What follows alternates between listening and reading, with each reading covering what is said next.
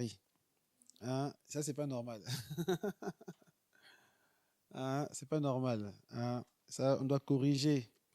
C'est pour ça que nous sommes à Gilgal. Vous savez, on est à Gilgal parce que nous sommes dans un moment de réflexion et on va dire, comment dire ça, de prise de conscience de ce que Dieu est en train de faire. Et je pense que chacun de nous doit en réfléchir par rapport à ça.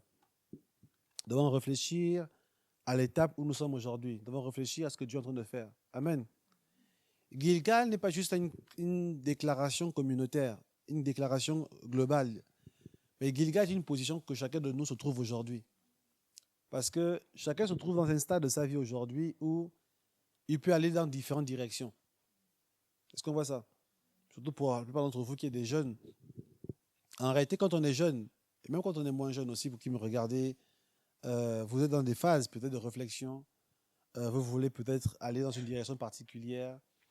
Vous cherchez des orientations professionnelles, par exemple, des projets d'affaires, des projets familiaux, différentes choses en fait. Et du coup, dans ces moments-là, c'est une position de Gilgal.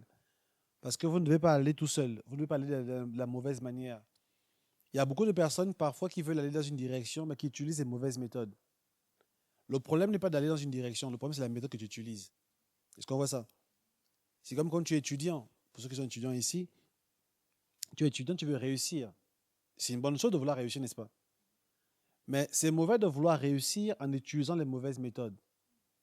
Parce que la mauvaise méthode que tu utilises aujourd'hui te rattrapera demain.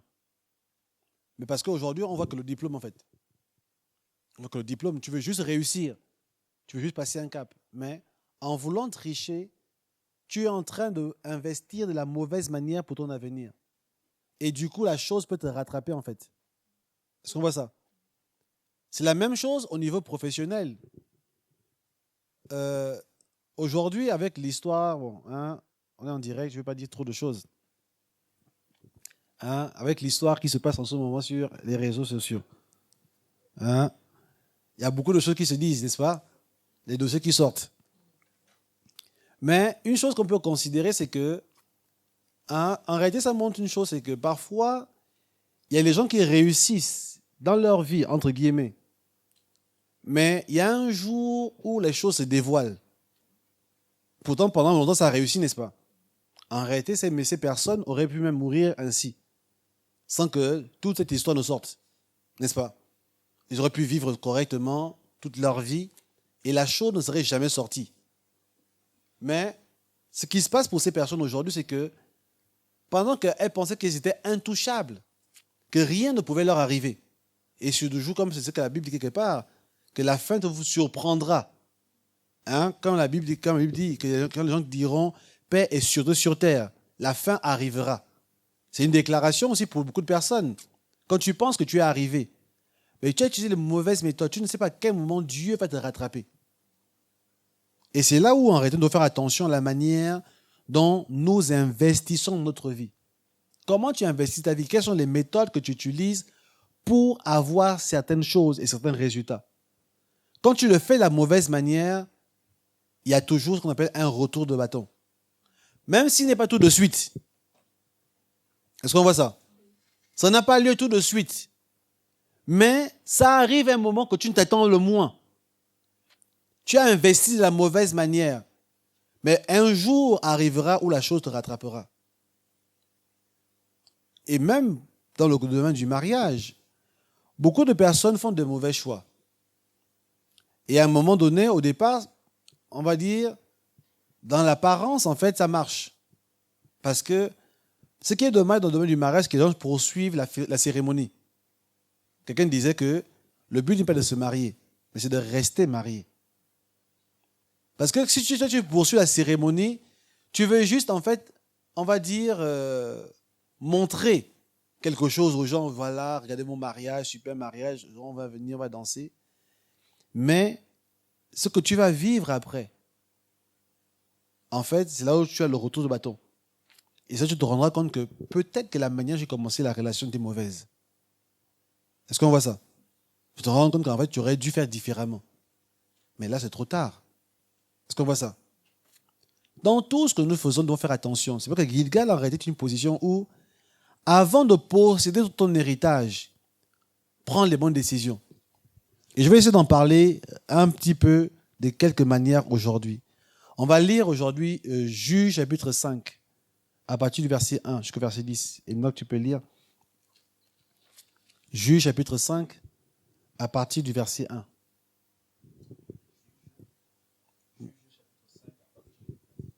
C'est pas allumé. Juge chapitre 5, versets 1 à 10. En ce jour-là, Déborah chanta ce cantique avec Barak, fils d'Abinoam. Des chefs se sont mis à la tête du peuple en Israël et le peuple s'est montré prêt à combattre. Bénissez-en l'Éternel. Roi, écoutez, prince, prêtez. Josué, je voulais dire, excuse-moi, ouf, c'est moi. Ah, Josué, ok. J'ai écrit Juge ici. Josué chapitre 5. Personne m'a même dit Rostand, non, est-ce que c'est vraiment Juge? Bah, si ça se trouve, t'allais vraiment.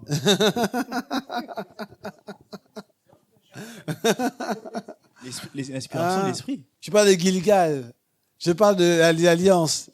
Hein, je parle de tout ce que. On sait En jamais. fait, vous ne me suivez pas ici. Hein. On suit, mais on sait La jamais. prochaine fois, je dirais Apocalypse.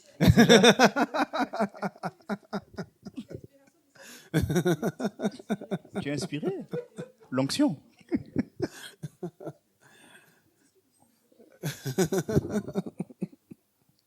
Enfin bref. Josué chapitre 5, versets 1 à 10.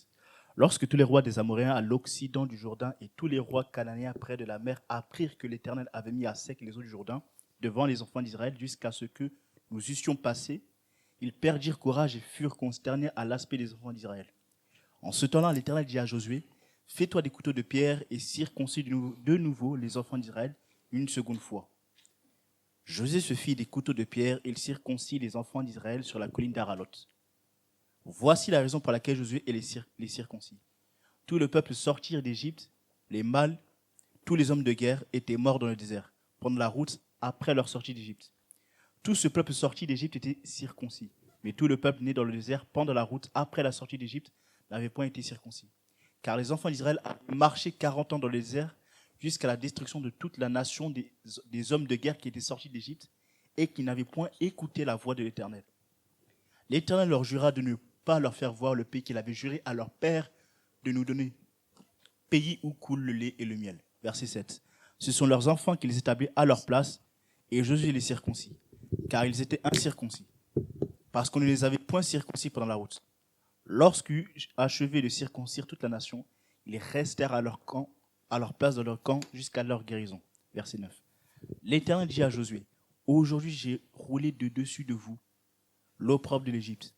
Et ce lieu fut appelé du nom de Gilgal jusqu'à ce jour. » Verset 10. Les enfants d'Israël campèrent à Gilgal et ils célébrèrent la Pâque le 14e jour du mois sur le soir dans les plaines de Jéricho. Amen. Amen. Ce texte-là, je pense qu'à force de le lire, on va tous le connaître par cœur. Hein, on va le connaître par cœur, on va connaître le verset 5, verset 10, bref. Mais c'est important. Je vais parler, nous sommes en train de parler de l'expérience de Gilgal.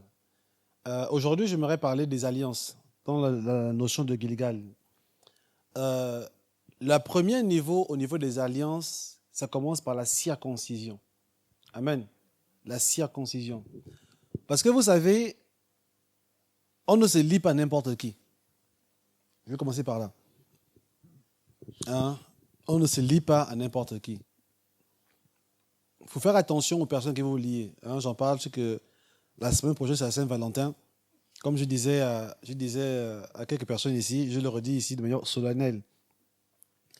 Je fais l'annonce déjà, je fais les annonces en même temps. Hein? Samedi prochain, tout le monde doit aller travailler chez Dr Patrice et Alexandra. Je ne suis pas au courant, sauf les mariés. Hein? Pour le reste, je ne suis pas au courant des fiancés quelconques, qui que ce soit, des rendez-vous amoureux. Donc, je ne suis pas au courant. Hein? Personne ne m'a informé. Donc, j'estime que le 14 février est un jour ordinaire. Amen. Hein? Amen. Donc, c'est un jour ordinaire. Voilà. C'est un jour ordinaire.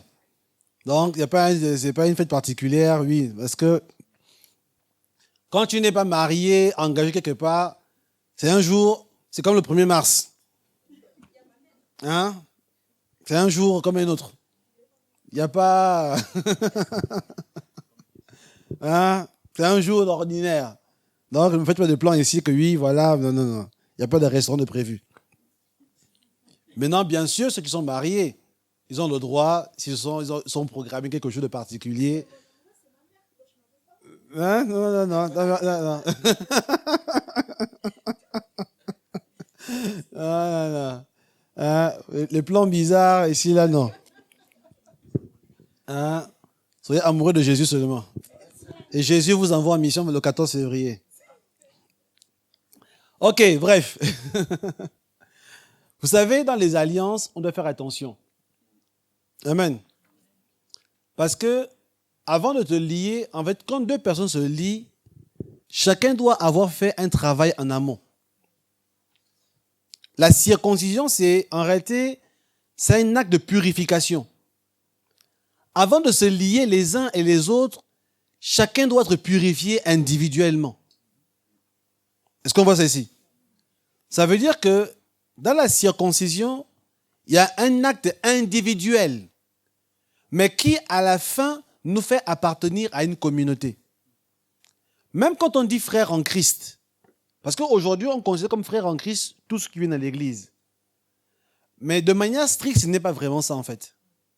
Tu n'es pas frère en Christ parce que tu viens à l'église. Tu es frère en Christ parce que tu as accepté Jésus comme Seigneur et Sauveur. Ce n'est pas la même chose. Est-ce qu'on voit ici? Parce que tout ce qui vient de l'église, on dit c'est un frère, c'est une sœur. Non. Non. Parce qu'une personne qui n'a pas encore fait la démarche de s'engager réellement, il n'a pas fait la démarche de renoncer à son ancienne vie. Voilà pourquoi dans l'église aujourd'hui, on a des personnes de mauvaise vie. Il vient à l'église, mais il y a encore toute son ancienne nature.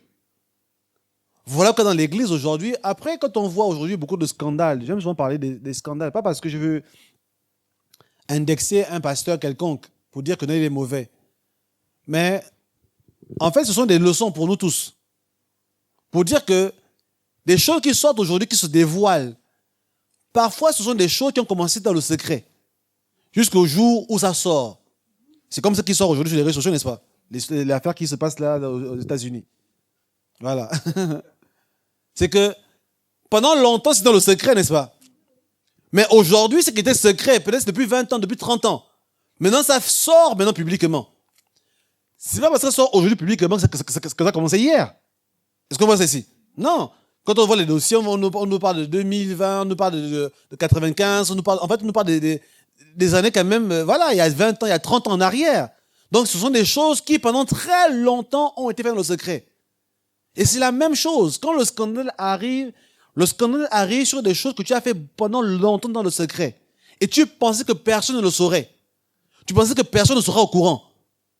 Est-ce qu'on voit ici? Faisons attention à ce que nous faisons dans le secret. Faisons attention parce que tu peux penser que c'est secret. Personne ne voit. Personne n'est au courant. Non. Continue à le faire. Mais la chose sortira le moment où tu ne t'attendras pas. Et quand ça sortira, ce sera un scandale. Pas parce que ta réputation sera détruite, non. Mais parce que ta propre vie sera détruite. Pas la vie de quelqu'un d'autre. Est-ce qu'on voit ici? C'est pas la mienne. Mais c'est ta propre vie. Voilà pourquoi, quand tu fonctionnes en sous-marin, fais attention. C'est pour toi-même, en fait. C'est pour toi-même. Quelqu'un peut être là, tu es engagé à l'église. Personne ne voit ce que tu fais. On te met diacre. Diacre, tu es ancien, pasteur, apôtre international, évêque. On ne voit rien. Personne ne te fait confiance. Est-ce qu'on voit ici? Non, on croit en toi. Mais quand demain tu seras évêque, tu vas diriger 10 églises. C'est là que le scandale maintenant sort. Et quand on fait maintenant l'enquête, en fait, ça fait 30 ans qu'il est comme ça. On dit, oh. Mais on n'a pas vu venir. Il y a un scandale qui est sorti aux États-Unis dans une église en ce moment, même si je n'ai pas apprécié la manière dont cette église a été traînée dans la boue dans les réseaux sociaux. Mais c'est arrivé à une personne, à un prophète, partenaire de cette église-là. Et ça, parfois, c'est dommage parce que Ce qui est dommage, c'est que l'église, maintenant, on commence maintenant à les indexer comme si c'était eux. Alors que non, c'était un prophète qu'ils avaient invité. Bon, qu'ils invitaient souvent, on va dire comme ça. Et maintenant, ce prophète, on découvre que, on va dire qu'il a des cadavres dans son placard, comme pour dire simple. Qu'il a beaucoup de choses négatives qu'il faisait, ainsi de suite. Bien que l'église en question ait pris des distances avec lui. Mais maintenant, aujourd'hui, quand ça sort, on a l'impression qu'on le couvrait. Alors que non. Mais ce prophète-là, quand il faisait ces choses, parce que bon, c'est là où il faut faire attention aux prophéties aujourd'hui. Parce qu'apparemment, il utilisait l'IA, il utilisait, je sais pas quoi, des recherches sur Facebook. Bon, c'est là où il faut faire attention, il faut pas courir derrière les prophéties. Moi-même, ici, nous prophétisons, nous croyons à la prophétie. Je disais ça tout à l'heure à quelqu'un, je disais que mais nous faisons d'abord plus attention à la vie de la personne qui prophétise qu'à la prophétie qui sort de ta bouche. Je ne suis pas contre que tu prophétises bien. Au contraire, que tous prophétisent. Amen. Ça, c'est la volonté de Dieu. La prophétie n'est pas quelque chose d'exceptionnel, que réservé à un petit groupe de personnes qui sont capables. Non, que tous prophétisent. Mais que ta vie reflète ta prophétie. Mais maintenant, le problème, c'est que ce prophète, voulant tellement épater, voulant sortir les téléphones, voulant sortir des choses, qu'avant de venir à une conférence, il faisait des recherches sur tout le monde. Facebook aidant. Ou Twitter, ou les réseaux sociaux et tout ces choses. Parce qu'on a tout trouvé sur Facebook, non? N'est-ce pas? Nos numéros de téléphone. On a nos cartes bancaires. Bon, bref. Hein? On a les photos de nos parents, les grands-parents. On a tout, on a tout. Donc, il suffit d'aller sur le Facebook de quelqu'un ici. Je me renseigne bien. Je regarde tout, ta famille. Je clique sur les amis. Je dis, ton père s'appelle tel. Oui. Ton grand-père s'appelle tel. Je suis dans un village en ce moment, quelque part au Gabon. Et je vois le village tel. Oui, c'est moi, prophète, c'est moi. Tu es maintenant en transe. Alors que j'ai sur Facebook. Hein? J'étais juste sur Facebook, sur ton compte Twitter, sur ton compte Instagram, et sur ton compte, je ne sais pas quelle histoire encore. Et c'est là que maintenant, le gars, il a fait ça pendant longtemps. Et ça marchait. Maintenant, aujourd'hui, l'histoire est sortie. Est-ce qu'on voit ça? Faisons attention à ce que nous faisons en secret. Amen. Un jour, ton secret sortira. Tu seras rattrapé. C'est pour cela que nous devons être circoncis. Amen. La circoncision, en fait, c'est quand nous ouvrons notre cœur à Dieu. Et nous laissons le Seigneur enlever l'impureté en nous. Nous demandons au Seigneur de nous purifier, d'enlever ce qui est mauvais. En réalité, j'aimerais dire ceci à chacun de nous. Tout le monde a quelque chose à changer en lui. Amen. Sinon, la circoncision n'aurait pas de sens. Est-ce qu'on voit ça ici? Nous tous, la Bible déclare que car tous sont péchés et sont privés de la gloire de Dieu. Car tous sont péchés. Il n'y a personne qui peut dire que oui, moi je n'ai rien. Ce n'est pas vrai. Tout le monde est dans un processus quelque part. Tout le monde est engagé à être dans un processus de transformation. C'est pour ça qu'il faut être sincère devant Dieu. Il ne faut pas se mentir à soi-même. Quand nous parlons de circoncision ici, c'est de pouvoir ouvrir notre cœur à Dieu et dire, Seigneur, ce domaine a besoin de changer. Je n'ai pas envie d'avancer parce que parfois, il y a des promesses qui sont liées à notre changement. Et c'est ce qu'on voit dans Gilgal ici. C'est que Dieu ne voulait pas leur faire passer le Jéricho sans d'abord qu'ils ne traversent Gilgal. Mais vous remarquerez une chose, ils ont quand même traversé le Jourdain. Il y a des choses que, même si on n'est pas circoncis, Dieu peut nous permettre de traverser quand même. Mais parfois, c'est là où ça nous donne une mauvaise information. On a l'impression que si Dieu m'a laissé passer ici, c'est que ce n'est pas grave. Non. Ça, c'est la faveur de Dieu. La grâce de Dieu. Tu peux avoir des bénédictions malgré le fait qu'il y a des choses qui ne sont pas encore réglées dans ta vie. Ça ne doit pas être l'information que continue comme ça, c'est pas grave. Non, non, non, non. C'est la faveur de Dieu qui me fait grâce à un moment particulier. Il me dit non, ce n'est pas grave. Même si au restant, il y a des choses qui ne sont pas encore purifiées en lui, mais je lui accorde quand même ça. C'est la grâce de Dieu. Mais ça ne veut pas dire que tout l'héritage va être donné. Mais il va m'amener à un point qu'on appelle Gilgal. Il dit, bon, là par contre, ça change quand même. Et c'est là où maintenant, je me trouve dans une position où je dois changer mon caractère, mes valeurs, changer des domaines de ma vie. Parce que le reste de l'héritage est conditionné par cela. Amen. Le reste de l'héritage. La circoncision, c'est enlever l'opprobre. Comme on dit ici, rouler la pierre. Et chacun de nous doit commencer à identifier quelle pierre doit-il enlever dans sa vie. Quel domaine doit changer. Amen. Voilà pourquoi dans le domaine du mariage, par exemple, il y a des gens qui rentrent dans le mariage avec des blessures. Parfois, tu ne fais pas attention. Parce que tu poursuis tellement le mariage que tu ne veux pas regarder les blessures de ton cœur. Le rejet, les ceci, les cela.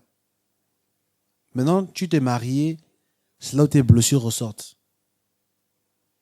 Tu vas maintenant attribuer à ton mari ou à ta femme des choses que le pauvre ou la pauvre n'a pas fait. Est-ce qu'on voit ça ici?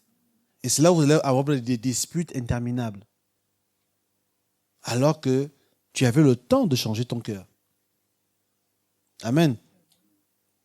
Et c'est là où j'encourage ici, chacun de nous ici, pour nous qui sommes ici dans la communauté, le mariage peut arriver très vite dans ta vie. Pour ceux qui poursuivent le mariage ici, ça peut arriver très vite. Mais s'il arrive très vite, est-ce que tu as vite changé ton cœur? Amen. C'est là où il faut faire attention, j'aimerais dire, aux lois spirituelles qui parlent contre nous. Est-ce qu'on voit ici? Il y a des lois dans notre vie. Il y a des choses que nous portons. Parfois, on est conscient de certaines choses, d'autres, on n'est pas conscient de ça. On n'est pas conscient de tout. Il faut faire attention à ces choses, parce que ces choses-là, quand ça va maintenant réclamer au mauvais moment, ça va maintenant apparaître. Tu te dis, mais c'est pas possible, c'est pourquoi ça apparaît ici? Mais parce que tu avais le temps de changer ça. Comme je disais à quelqu'un, je pense à David, je parlais de ça, je disais, mais parfois quand j'écoute des gens parler du mariage, j'ai l'impression que moi je suis encore célibataire. Parce qu'ils parlent du mariage comme si c'était une torture, du genre tu vas avoir le mariage, la souffrance, c'est dur, ben, c'est pas possible, c'est la guerre. J'ai dit, c'est pas possible. Moi je me marie quand en fait? Parce que si le mariage était aussi compliqué que ça, je ne vis pas la même chose. Pourquoi pour certaines personnes, le mariage, c'est la chose la plus... En fait, c'est chaotique. La réalité, c'est qu'ils ne sont pas honnêtes pour dire que je suis mal rentré dans le mariage. Est-ce qu'on voit ça? Je suis juste mal rentré dans le mariage, c'est tout. Je suis mal rentré dans le mariage et du coup, parce que je suis mal rentré dans le mariage, alors je vis tout ce que je vis aujourd'hui. Le mariage n'est pas quelque chose de chaotique. Parce que parfois, on donne une mauvaise image au point de faire peur aux gens. Est-ce qu'on voit ici? Le mariage, Thomas, tu fais savoir, ça va être dur, ça va être compliqué. C'est pas possible. Non. Finalement, le mariage, je pense dans 5 ans environ, dans 10 ans peut-être, parce que pour les autres, je ne suis pas prêt. Est-ce qu'on voit ça? Hein? Ça me rappelle, quand je passais le bac, avant de passer le bac, on me disait, le bac, franchement le bac. Et je suis arrivé au bac, j'ai pas encore passé apparemment. Parce que j'attends de voir ce bac qui va être hyper dur. Tu vas voir, tu t'en sortiras par instant. Tu n'es pas prêt. Ben ouais. Ok, je suis arrivé au bac. Je l'ai vu, il m'a vu. Et c'est fini. Le bac m'a vu, je l'ai vu. Et je suis parti à la suite. Parce que les gens, c'est toi qui as mal vécu ton bac. À un moment donné, il faut le reconnaître aussi. C'est toi qui as mal vécu ton bac. Ça t'a massacré. Dis que c'est toi-même. Oui. Mais tu es arrivé en terminale, je ne connais pas ton niveau. Sans vouloir chez qui que ce soit. Hein? Je ne sais pas en quoi tu étais bon ou pas bon. Mais c'était ton expérience. C'est là où, pour les collégiens ici, on prépare le bac depuis le primaire. Parce que quand tu accumules des lacunes, est-ce qu'on voit ici? Quand tu accumules des lacunes, c'est clair qu'au bac, ce sera difficile. À un moment donné, les cours que tu devrais apprendre en 6e, c'est en terminale que tu vas... Attends, aujourd'hui, en France, il y a un rapport qui est terrible aujourd'hui. Que le niveau en France a beaucoup baissé. Il y a des gens qui sont à l'université qui te font une lettre avec 10 fautes par ligne. Est-ce qu'on voit celle-ci? C'est un problème. Ce n'est pas que sur le bac qui était difficile en réalité. Mais c'est juste le niveau de ces personnes qui est problématique. Est-ce qu'on voit ça? C'est juste le niveau des personnes. Donc, pourtant, même aujourd'hui, le bac est même hyper facile. Pour la parenthèse, ici en France, quand même. Hein, faut le reconnaître. Hein?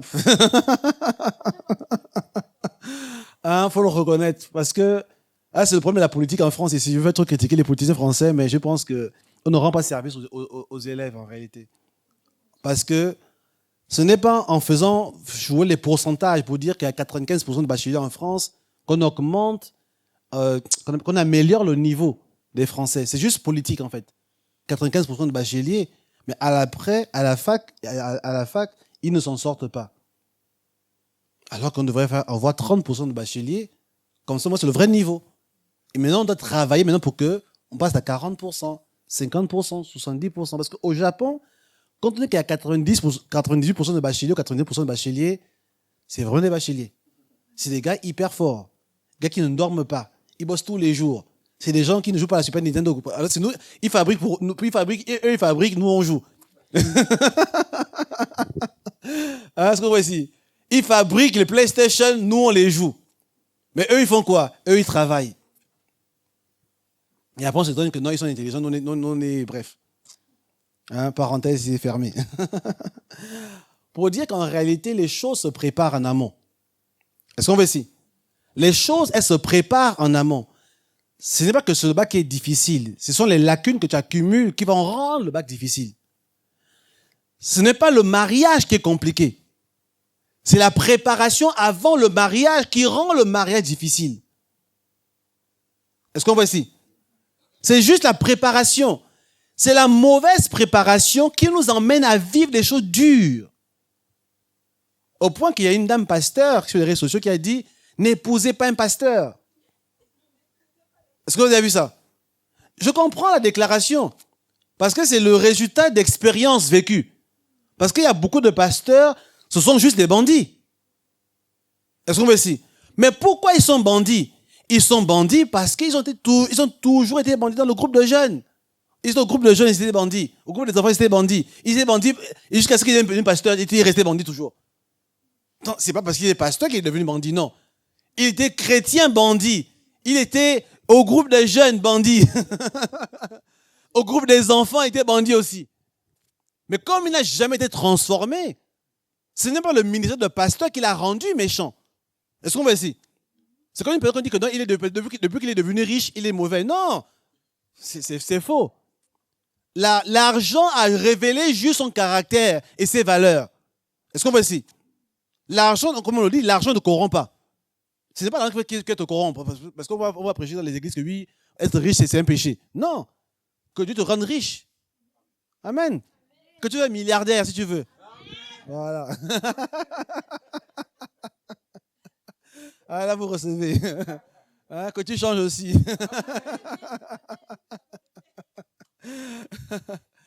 Non, l'argent ne rend pas mauvais. Mais l'argent révèle le caractère des gens. Est-ce qu'on veut ici? Quand une personne a l'argent, on commence maintenant à voir où se trouve son cœur. Parce que parfois, quand tu n'as pas d'argent, tu ne vas rien faire de particulier. Mais tu n'as pas les moyens. Mais tu n'irais jamais penser à aller manger à la Tour Eiffel. C'est que c'est des pensées qui ne te travaillent même pas l'esprit, en fait. Parce que toi, tu penses à kebab, tacos. Quand tu penses aux sorties, tu penses kebab. Tu penses à tacos. Ou si tu montes un peu plus haut, tu dis pizzeria. Mais tu ne penses pas à des restaurants qui coûtent cher parce que tu te dis, je n'ai pas les moyens. Donc je ne me prends même pas la tête. Hein, au Fouquet, si tu veux. Je me prends même à réfléchir à ça. Mais une personne qui a l'argent, elle a toutes ces possibilités-là. alors à ce moment maintenant, elle exprime les désirs de son cœur. Je ne comprends pas que souvent les gens qui divorcent, ils sont devenus riches. Ça révèle quoi? Ils n'ont jamais aimé leur femme. J'ai vu une histoire comme ça là. Quelqu'un qui a gagné au loto, il a divorcé d'abord. Vous avez vu l'histoire là? Le gars, il a gagné au loto. Avant de retirer son gain, il a fait le divorce. Il divorce d'abord avec sa femme. Parce qu'il ne veut pas partager l'argent. Il divorce d'abord, en secret. D'abord, sans dire que non, il a gagné. Il a checké tranquillement, il a divorcé d'abord, c'était fini. Après, finalement, il a démontré. En fait, j'ai gagné au loto. Non, j'ai gagné. Donc, c'est pour montrer qu'en réalité, pour moi, il n'a jamais aimé. À un moment donné, non. On ne peut pas être unis à la pauvreté, mais l'argent nous sépare. Non, c'est qu'en réalité, il n'y avait jamais eu d'amour. Ou s'il y a eu d'amour à un moment donné, quelque chose s'est cassé depuis très très longtemps. On était en colocation. Mais nous n'étions pas dans une véritable relation d'amour et de mariage. Est-ce qu'on voit ça ici? Donc, ce n'est pas l'argent qui est venu casser quelque chose. Non. C'est juste que l'argent qui est arrivé est venu révéler les véritables sentiments de l'un et de l'autre. Est-ce qu'on voit ça ici? Donc, voilà pourquoi, en réalité, il faut faire attention. Dans les alliances, chacun doit faire son processus. Dans Gilgal, le péché, on va dire, la honte a d'abord été enlevée. Quand la honte a été enlevée, ça a créé une alliance collective. Est-ce qu'on voit ici? Une alliance collective. Ma prière pour chacun d'entre nous, c'est de rencontrer, dans le cadre du mariage par exemple, de rencontrer une personne qui a fait, on va dire, la même expérience que toi. Est-ce qu'on voit ici? Qui est passé par la même circoncision. Parce que si toi tu es circoncis, l'autre n'est pas circoncis, c'est ce qui cause des problèmes. Voilà pourquoi l'apôtre Paul dit que, comment on dit ça? 1 Corinthiens 7. Qu'on ne mélange pas la lumière et les ténèbres, un truc comme ça. Qu'est-ce que ce verset dit? Hein? C'est le verset, n'est-ce pas? C'est quoi le verset? Cherchez le verset. On ne mélange pas la lumière et les ténèbres. C'est quoi le...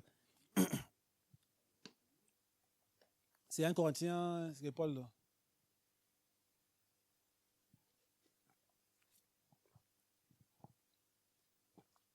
Quand on parle de ne pas se marier avec un païen. Hein? Quoi?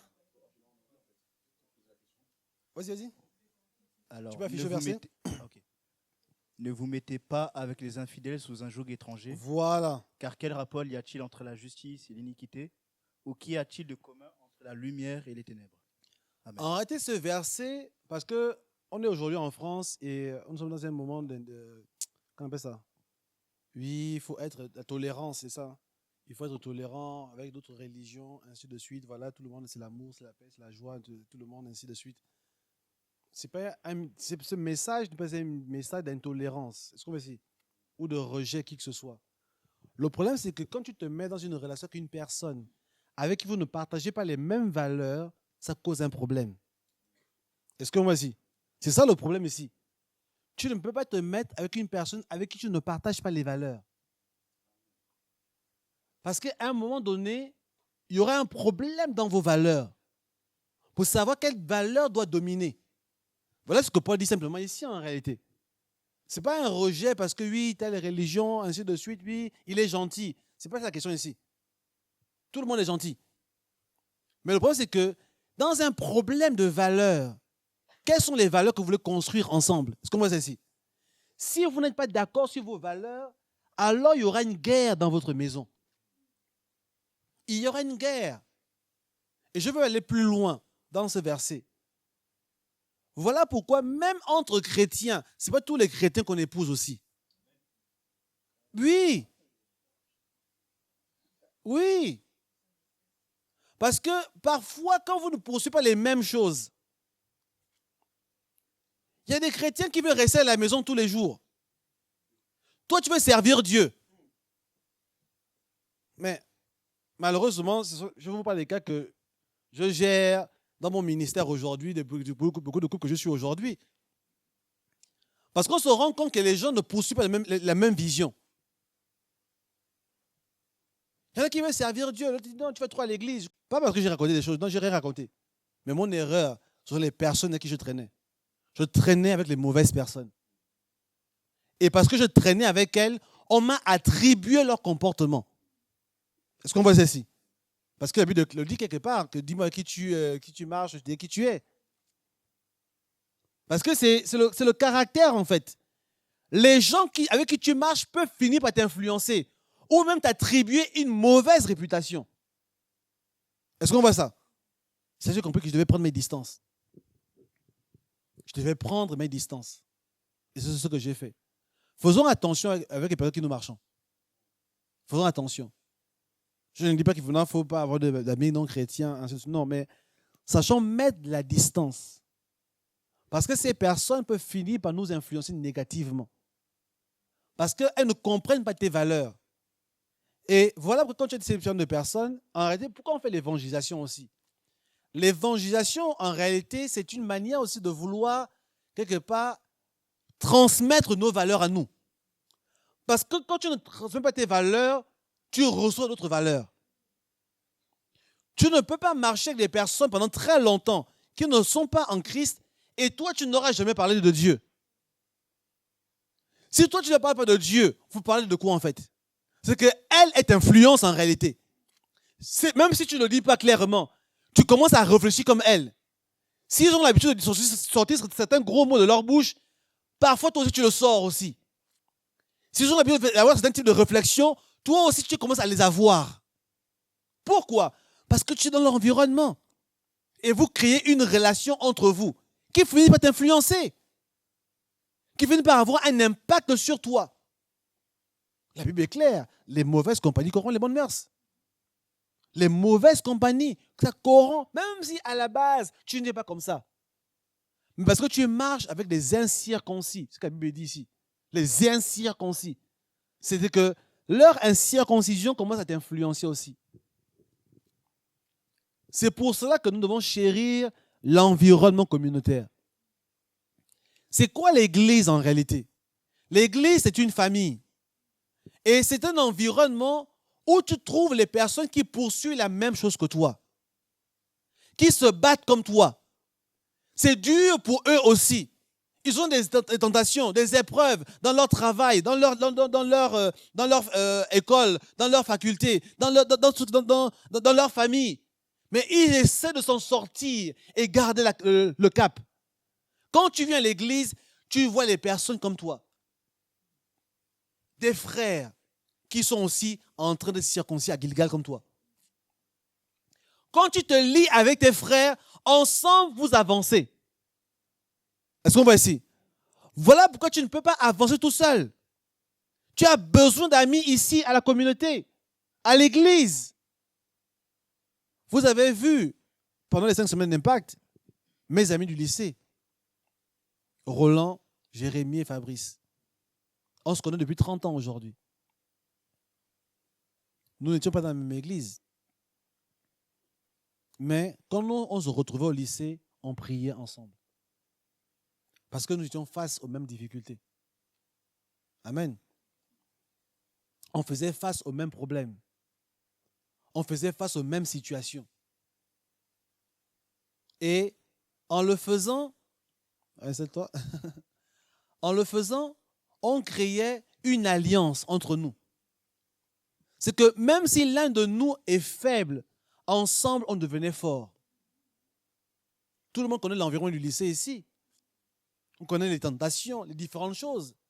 Mais au moins, quand nous étions ensemble, personne n'était tout seul. Même s'il y a des moments de faiblesse qu'on peut avoir. Mais quand je vois Fabrice, ça me relève. Je dis, non, Fabrice, lui tient toujours. Quand je vois Roland, lui tient toujours. Quand je vois Jérémy, il tient toujours. Alors moi aussi, je tiens. Même si je viens de faiblir, même si j'ai envie d'abandonner, même si la pression sociale du lycée veut mettre une pression sur nous, mais parce qu'on se retrouve toujours en train de prier, à s'encourager, frère, comment ça va? On se retrouve souvent le lundi. Comment s'est passé le dimanche? Comment s'est passé le culte de dimanche? Pour la parenthèse, pour moi, c'est ça qui m'a posé de réguler l'église en réalité. Parce qu'au début, je n'allais pas à l'église vraiment. J'allais à l'église une fois tous les 3 mois, tous les 6 mois. Et quand j'arrivais le lundi matin, Fabrice posait la question, alors le dimanche, comment s'est passé chez toi? Dimanche.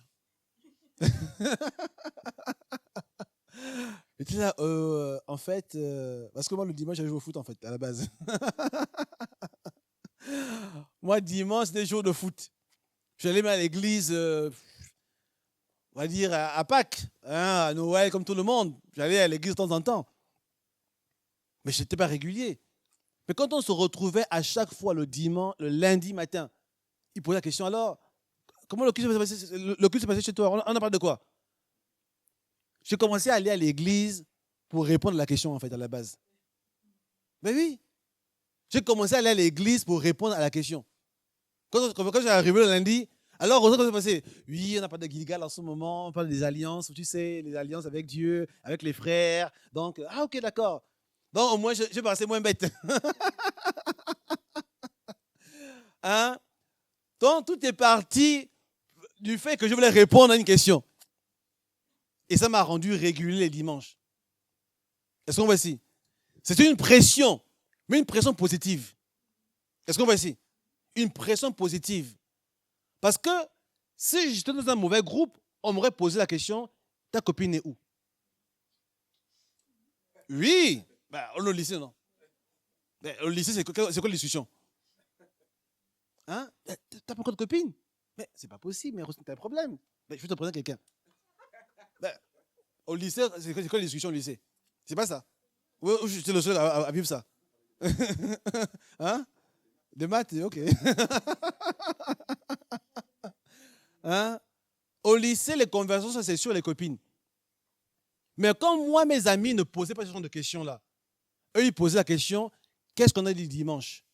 Du coup, ça m'a poussé à être régulier le dimanche. À la base, je n'allais pas le dimanche à l'église. J'étais le moins régulier de notre groupe en réalité. Le moins engagé de notre groupe, c'était moi. Mais parce qu'on me posait la question, je me suis forcé à aller à l'église régulièrement. Et en allant à l'église régulièrement, je me suis engagé finalement. Je me suis baptisé et j'ai commencé à occuper des responsabilités à l'église, à diriger les jeunes, ainsi de suite. Et c'est comme ça que c'est parti. Mais à la base, c'était juste l'environnement qui m'a poussé. Quand tu as de bonnes relations, ils te poussent dans la bonne direction. C'est la même chose pour les étudiants. Quand tu es des personnes qui travaillent, tu faut aussi vouloir travailler en réalité. Même si tu n'aimes pas travailler. Si tu es feignant, quand tu es avec un groupe de personnes qui aiment travailler, on va te pousser à bosser aussi. Mais quand tu es avec un groupe de personnes qui n'aiment pas travailler, tu ne vas pas travailler aussi. Parce que tu vas vouloir te conformer à l'environnement. Et tu vas échouer aussi. Faisons attention aux alliances que nous avons. Parce que les alliances préparent ton avenir. Les alliances annoncent quelque part ce que tu vas devenir demain. Demain se prépare aujourd'hui. Amen. Et dans le domaine du mariage notamment, j'insiste beaucoup là-dessus aujourd'hui, les choses se préparent dans notre environnement. Dans le domaine du mariage, vous savez, tu rencontreras quelqu'un, ton futur mari, dans le cercle que tu fréquentes. Ce qu'on voit ici. Arrêtez, c'est ça. On rencontre notre conjoint dans un cercle que nous fréquentons. Bon, bien sûr, en dehors de Facebook aujourd'hui, qui devient un cercle aussi. Parce qu'il y a Mythique et je ne sais pas tout le reste qui existe aujourd'hui, des clubs de rencontres. Mais de manière générale, en tout cas, on rencontre le conjoint de sa vie dans un cercle de relations. Est-ce qu'on voit ça? C'est-à-dire que quand tu fréquentes de mauvaises personnes, dans ces mauvaises personnes, il y a ton futur mari dedans. Oui. Tu l'as rencontré comment? Mais quand tu fréquentes de bonnes personnes, tu rencontreras ta future femme à l'intérieur. Est-ce qu'on voit ici? Parce que ce sera le contact de quelqu'un, soit de l'église dans laquelle tu te trouves, soit d'une église qu'on fréquente, et ainsi de suite. Est-ce qu'on voit ici? Parce que tu es dans un cercle de relations. Voilà pourquoi, pour bâtir ton avenir, entoure-toi de bonnes personnes. Cherche à construire de bonnes relations, un bon réseau de contacts. Et c'est pour cela que l'Église est importante. Amen. La circoncision nous amène dans l'alliance avec Dieu et l'alliance avec de bonnes personnes. La circoncision t'amène dans un collectif, et te sort de l'individualisme, t'emmène à comprendre que tu appartiens à un groupe au-delà de toi-même. Et c'est là où on parle de famille spirituelle. Pourquoi nous sommes une famille spirituelle? Nous sommes une famille spirituelle parce que nous sommes un groupe de personnes qui poursuivent la même chose. Comme Israël ici. Tout le monde s'est circoncis. Pourquoi? Pourquoi personne n'a boudé? En tout cas, ce n'est pas écrit. Pourquoi? Parce que tout le monde savait que c'était pour l'intérêt de tout le monde. Est-ce qu'on voit ici? C'est que cet effort était nécessaire parce qu'à la fin, tout le monde y gagnerait. Tout le monde y gagnerait. Quand on est dans un bon groupe, on fait des efforts ensemble. On paye le prix ensemble pour qu'à la fin, chacun soit récompensé personnellement. Amen. Parfois, quand nous poursuivons les choses tout seuls, on n'y arrive pas. Dieu nous met dans un collectif parce qu'ensemble, on peut faire des exploits. On fait des exploits. On crée un environnement. Pour revenir sur l'affaire qui passe en ce moment beaucoup sur les réseaux, pour la parenthèse. Mais vous savez, il y a une leçon à retenir dans ces choses-là. C'est la puissance des réseaux. Est-ce qu'on voit ça? Là, ce sont les mauvais réseaux. Mais dites-vous une chose, il est possible de construire de bons réseaux aussi. C'est des réseaux qui font le mal, ok. Mais il y a des réseaux qu'on peut construire. Mais pourquoi ils construisent des réseaux? Pour ça, ils sont riches, non? C'est des présidents de la République. Pourquoi ils font des réseaux? Aussi puissants qu'ils sont, ils savent que pour aller plus loin, ils ont besoin d'être avec d'autres personnes. On appelle ça le collectif. Dans l'église, on a besoin d'être ensemble. Même si on est des hommes de prière, on jeûne beaucoup, on fait beaucoup de choses, il y a des choses qu'on ne peut pas faire tout seul. On a besoin les uns des autres. C'est la Bible déclare quelque part que les fils des ténèbres font plus de sagesse que les fils de la lumière. Regardez ces gens-là. Ils sont dans le mal, mais ils le font ensemble. Pourquoi chacun ne le fait pas tout seul dans son coin? Pourquoi ils ont besoin de se retrouver quelque part sur une île, tous ensemble, faire certaines choses? Pourquoi ils ont besoin de faire ça? Le collectif. Amen. Nous aussi, c'est pourquoi on vient à l'église aussi. Vous comprenez maintenant pourquoi? Nous venons à l'église, à la communauté, pour créer un collectif, pour créer une force, pour créer une dynamique. Et si nous construisons correctement cette chose-là, rien ne pourra nous résister. Rien ne pourra nous résister. Le problème aujourd'hui de l'église, c'est qu'on a une vision très religieuse des choses. Et je l'enseigne beaucoup quand j'enseigne dans les rayons parfois privés. En réalité, notre vision en tant que communauté n'a jamais été de rester dans les cultes, de nous arrêter qu'à les cultes. Nous avons des projets de bâtir des structures associatives, entreprises et différentes choses qui vont aider non seulement chacun de nous, mais aider la société aussi dans laquelle nous sommes. Notre vision n'a jamais été de rester à dire Alléluia, Amen et prophétiser. Si quelqu'un a pensé que c'était comme ça que notre vision, c'est complètement faux.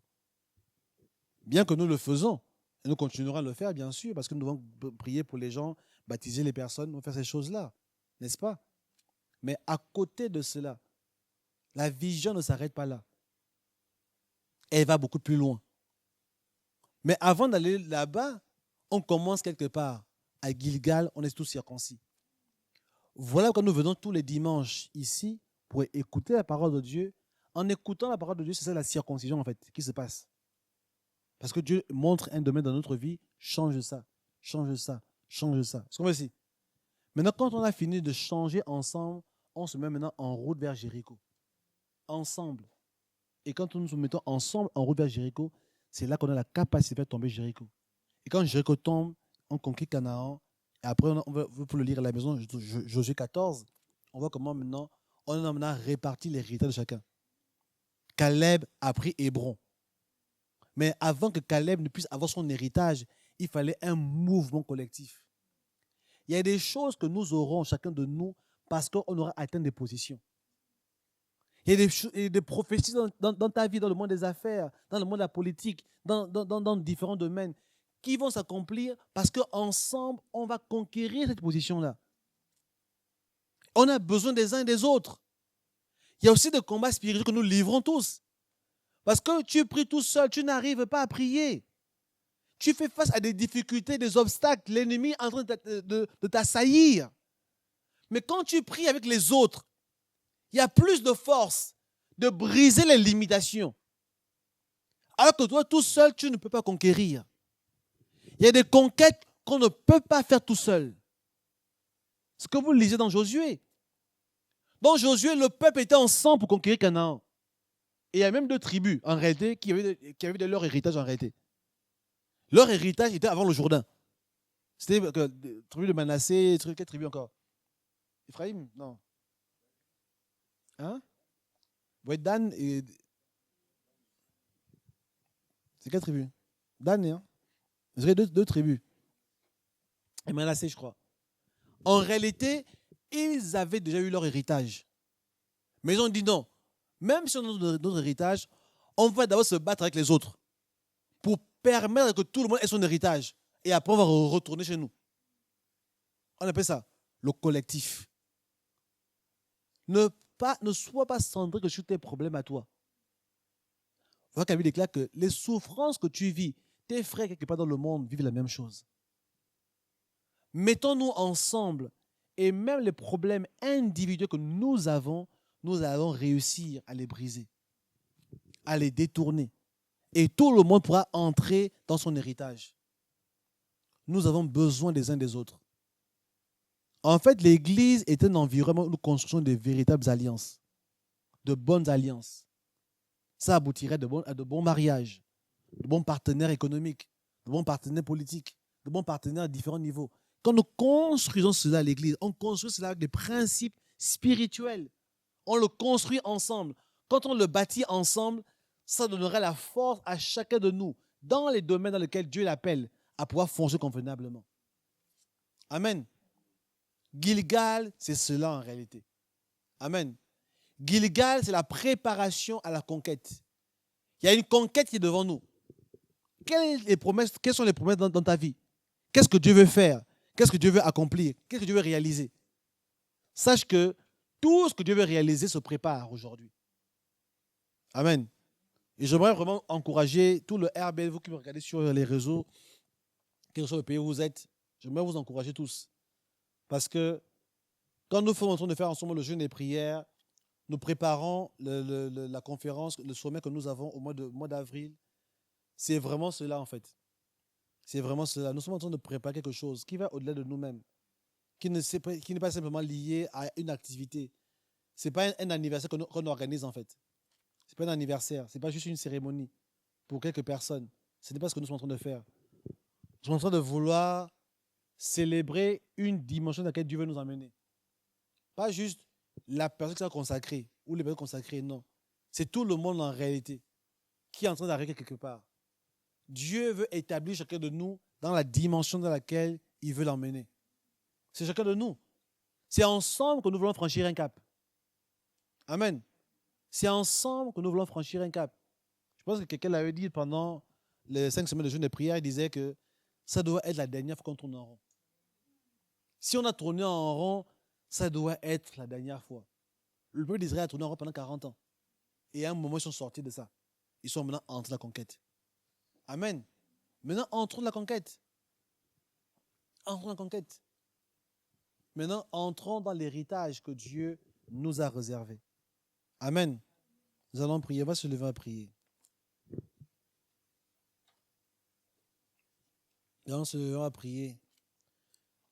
C'est le temps d'entrer dans les promesses de Dieu. C'est le temps d'entrer dans les promesses de Dieu. De dire au Seigneur, nous voici, nous sommes là devant toi. Nous voulons conquérir. Nous voulons conquérir. Nous voulons entrer dans l'espace qui nous est réservé. Nous voulons entrer dans l'espace que tu as mis à part pour chacun d'entre nous. Tu es sur les réseaux, tu es sur Facebook, tu es sur YouTube. Sache que la saison est là pour toi aussi. Nous voulons entrer dans une nouvelle saison. Et maintenant, ça passe par la circoncision, par de véritables alliances.